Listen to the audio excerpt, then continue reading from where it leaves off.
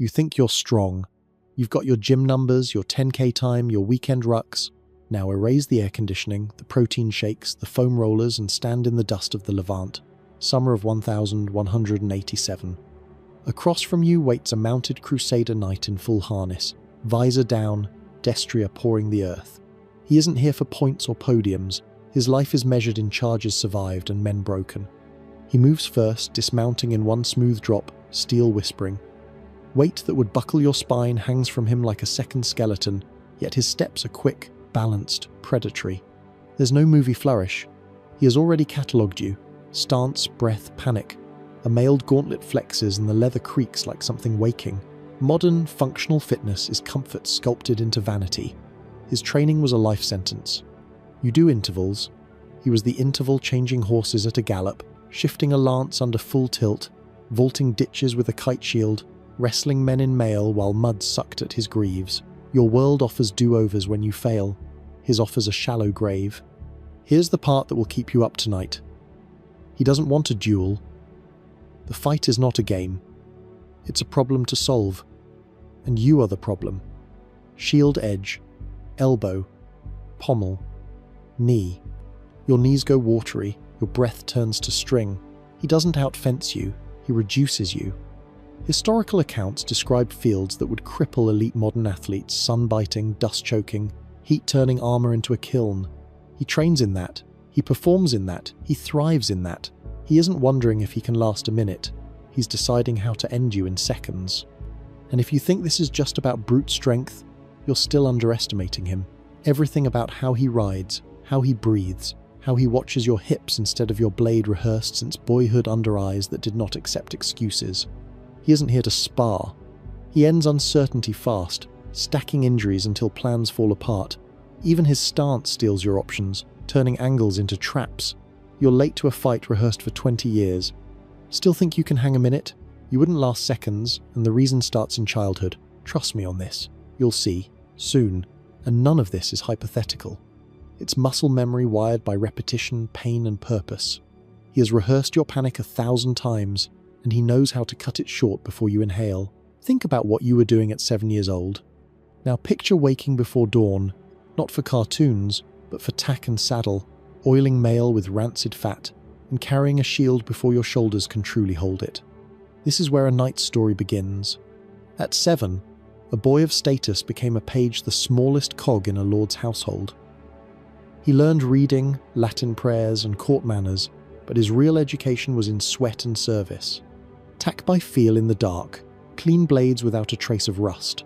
Run errands across yards of mud and stone until your breath felt like fire. Learn to be invisible when tempers rose. By 14, the title changed, Squire. And the work got serious.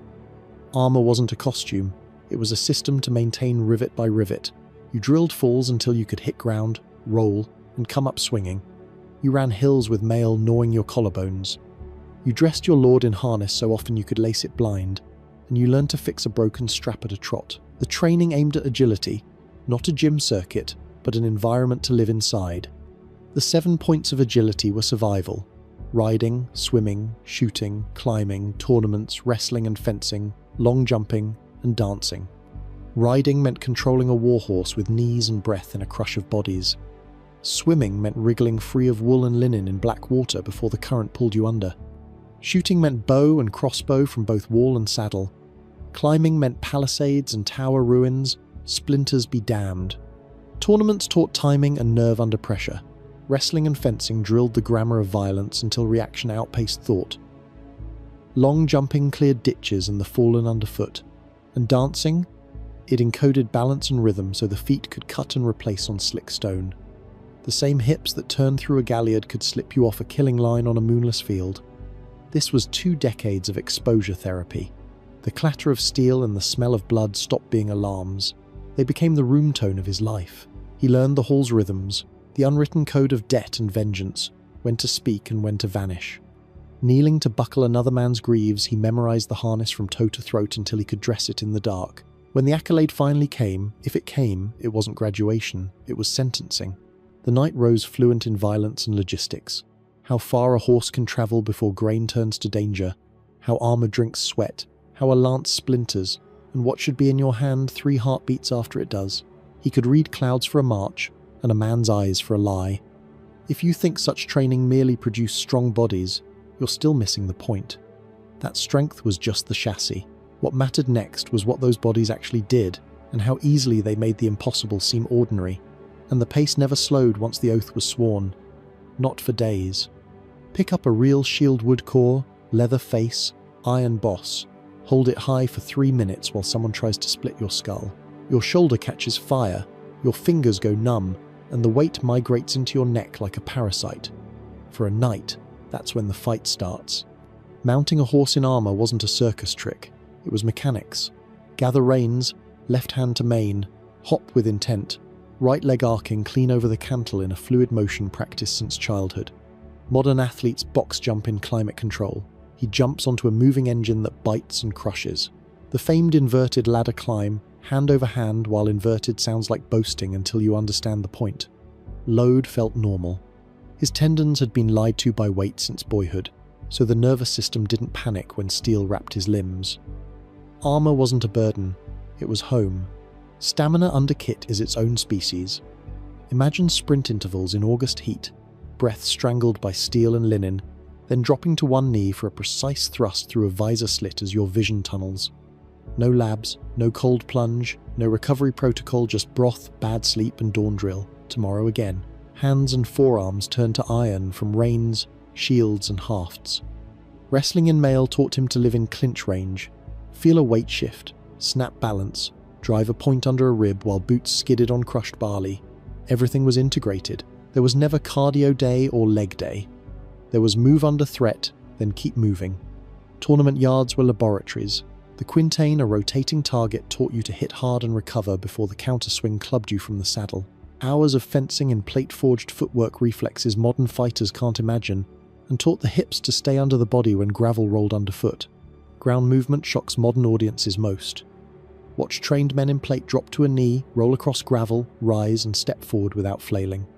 Articulations at knee and hip slide under plates, padding drinks shock so joints don't. Even vaulting low obstacles was ordinary shield first, body follows, head tucked to protect the visor seam. And all of this happened with threat acting on him. The body that can do party trick calisthenics is worthless the first time fear clamps a hand over the mouth of your lungs. He had rehearsed that hand away.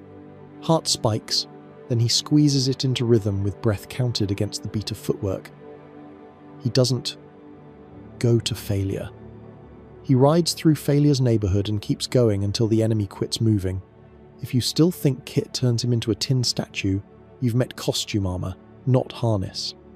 The real thing is a tailored exoskeleton that lets a human do terrifyingly efficient things at speed. Even the way weight sat on the body taught economy. Belts carried cuisses, points tied plates to a doublet so mass stayed close to the center line. Nothing flapped, nothing dragged. When straps stretched with sweat, a squire tightened them on the move. Heat management became a skill. Wet the linen, pace the effort, lift the visor for breath in the lull, then drop it before the press. Small habits saved minutes, and minutes decided who left the field upright. And every rehearsal happened at full weight, full heat, full noise because anything less lied about the work required. He trained that way. Still sure the armor slowed him down? You're about to see how it made him faster and bolder. Real harness wasn't a prison, it was a tailored exoskeleton. Mail with padded gambeson beneath, later joined or replaced by plate, the set usually 33 to 55 pounds. Carried by hips and shoulders, not dumped on the neck. The weight wasn't a sandbag, it was architecture. Elbows cupped, knees belled, hips slid under folds. The center of mass stayed close, so the body moved like itself, only armored. Watch a trained fighter in kit run, pivot, drop, roll, get up. He looks like a seal in water built for the medium you assumed would drown him. Yes, measured energy cost goes up roughly double for similar locomotion in reconstructions, but that was the weather he grew up in. You feel the cost as tax, he treats it as climate. Protection changes behavior. Mail eats edges, plate laughs at slashes, gambeson drinks shock. You commit to attacks others would abort because your rib cage is not naked. You march through arrows that would turn unarmored troops into hedgehogs, trusting angles and overlap. Confidence is not bravado, it's the math of steel. The harness adds offenses, A shield isn't a passive wall, it's a ram and a hook. The gauntlet ridge turns your fist into a studded hammer. The pommel is a meteor for teeth and brows. Even the visor is psychology. With eyes reduced to slits and a beaked face, you become unreadable fear and pain hidden. Mobility myths die the first time you climb a ladder in plate or vault, a low wall with a heater shield. You don't sink into mud like a statue. You adjust gait and keep moving. Vulnerabilities exist, joints breathe, gaps remain, but the kit turns you from meat into problem, and problems buy time. Underpinnings matter. The gambeson isn't a quilted hoodie, it's dense linen that spreads force and limits blunt trauma. Over it, mail hangs like metallic fabric, distributing edge energy across rings. When plate arrives, it's articulated lames sliding on rivets so the elbow closes, the shoulder lifts, the knee bends and rides, bessagoos guard armpits, gorgets lock the neck, sabaton plates flex at the foot. Everything exists because somebody once died from that gap. Weight distribution is science learned by feel. Belts carry cuisses. Points tie armor to the doublet so nothing migrates when you run. If a strap stretches with sweat, a squire tightens it on the move. Heat management is rehearsed long before battle wet the linen. Pace effort. Lift the visor for breath in lulls, then drop it before the press. Armor also smooths chaos. An unarmored fighter flinches from glancing hits because pain punishes bold choices. In harness, you keep initiative. A glancing axe bite on a pauldron is a green light to close. A spear sliding off a vambrace cues you to angle in and shove. Armor doesn't merely protect, it permits aggression. Even the horse benefits. Barding cloth, mail, or plate reduces lethal cuts, letting the destroyer crash through obstacles other riders avoid. Man and horse become a single armored organism that hits like a moving gate. You're imagining clank and drag. He hears the hush of well-fitted steel and feels momentum as a friend. And if the armor impresses you, wait until you see what he learned to do to other armored men. There are trade-offs, trained into reflex. Vision narrows behind a visor, so feet move first. Breath grows hot, so strikes ride the exhale. Fingers stiffen in gauntlets, so grips get simpler, stronger, uglier. Everything unnecessary is shaved away until only habits that survive pressure remain. Forget cinematic swordplay, long exchanges, and clever twirls. Real fighting was problem-solving at speed. The knight closed behind a shield, smashed to break structure, then threaded force into a gap. His target wasn't your blade, it was the human underneath. Armpit triangle, visor slit, groin seam, inside thigh where mail stretched. Against armor, the sword became a lever and a spike. Grip shifted to half swording. One hand slid to mid-blade to steer the point like a short spear. The cross became a hook to wrench limbs. The pommel hammered teeth and brows. If the bind collapsed into clinch, he knew throws that dumped you face down, knee in your back, steel mapping your vertebrae. Concision beats flourish. Battlefield skeletons tell the same story. Forensic digs show multiplicity, broken forearms from frantic blocks, skulls with depressed trauma, plus a finishing thrust. Pelvises punctured where a blade found the hip gap. Death was redundancy. If the first strike didn't take you, the second and third would. Training built toward this with medieval progressive overload. Start with footwork patterns, advance, pass, traverse, add shields, add feints. Then, contact drills. Feel pressure through wood and steel. Add chaos, more attackers, slippery ground, low light. Orders shouted while you solve a problem that keeps trying to stab you. Failure wasn't data, it was pain you remembered. The lance was its own universe. Couched under the arm, braced by a vamplate and aligned with hip and knee, it turned horse and man into a single vector. A good hit wasn't a duel. It was an impact event splintering ash, the thud of bodies, instant hand change to sword or mace without looking. Each weapon had a personality. The mace didn't care about angles, it wrecked. The warhammer spoke plate's language, beak for puncture, face for concussion. The poleaxe was a Swiss army sin, axe, hammer, spike, and a haft for chokes and trips. The dagger finished intimate conversations, armpit, groin, throat, ear. The shield's rim was a short sermon on the fragility of collarbones. In chaos, your lungs betray you first. Panic is loud.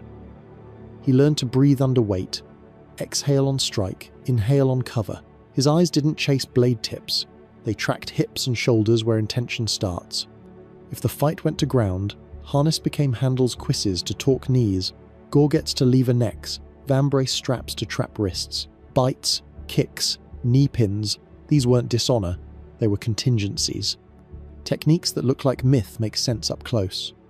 The Mordhau murder stroke turned a longsword into a short hammer, hands on the blade, smashing with cross or pommel to concuss through a helm. The shield boss acted like a piston into mouth or sternum to open lines. Even kicks had doctrine, a snap to the knee to fold stance, a stamp to a foot pinned by mud and mail. Archaeology agrees. Mass burials show ulnae cut from frantic parries and perimortem skull trauma, consistent with maces and hammer faces. Armor forced the wound map into the gap's armpit, groin, visor, inside thigh exactly where the manuals say to aim. Drill time was brutal and specific. Young men hammered a pell until blisters hardened, wired breath to footwork, rehearsed core, R-core entries close behind shields, steel balance, dump weight. They practiced hearing orders in blur, shifting from line to not fighting when formations dissolved, and keeping sleeves trim so fingers didn't catch on rivets in the grapple. In work like this, you didn't whirl. You placed. You didn't chase hands. You took balance. The violence was intimate, measured, and close enough to smell another man's breath through the grill. After the charge shattered lines, the melee became knot work groups forming and breaking, each a thicket of shields and elbows. He counted threats, a boot scrape left, a horse's breath behind, a shadow lifting a spear. He moved to spaces, not blades, angling the sun to his back and the mud under their feet. Every step stole balance or guarded his own. He never stood still, not once. Still think it's theatrical? Good. The next part shows how the mind makes this machinery truly terrifying. Pain wasn't an enemy, it was a price tag. He learned to pay it for position, for timing, for a better angle 3 beats later.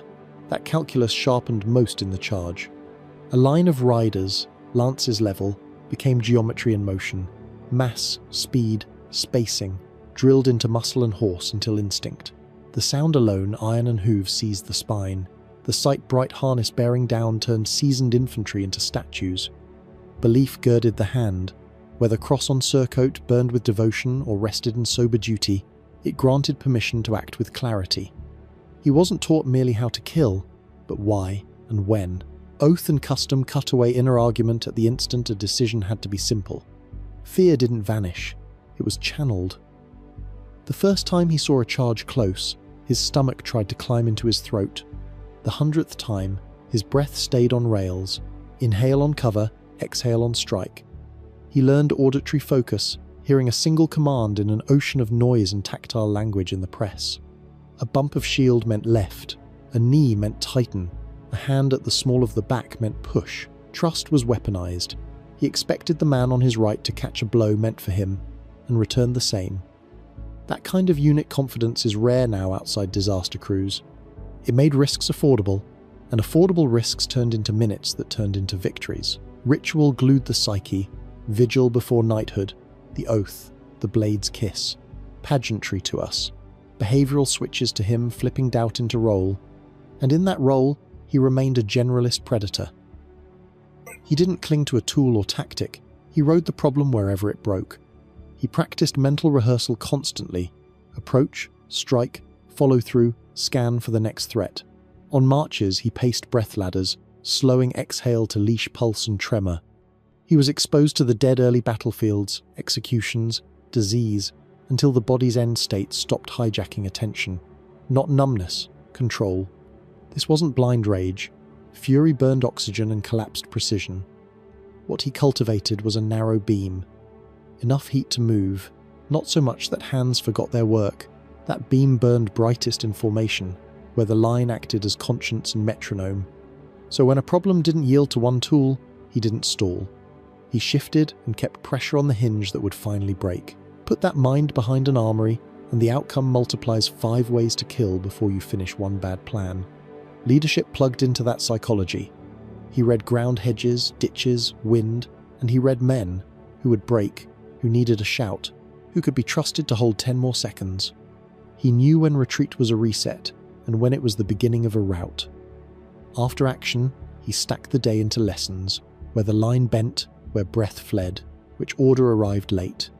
Resilience wasn't a speech, it was a schedule. Pain was logged, not lamented. A sprained wrist changed grip, a cut calf altered stance, a bruised rib shortened breath. The drill still happened. Recovery meant broth, prayer, and work that didn't aggravate the break until it did again, on purpose. Versatility was his insurance policy. Fields shifted, weapons broke, ground turned to soup. He didn't stall, he switched modes. Swords were edged levers for bind, wrench, and thrust. Lances wrote shock into ash wood, glorious for the first impact, then discarded like a molted skin. Maces and warhammers were blunt theology. Plate understood them perfectly. The poleaxe was a conversation with armor at arm's length.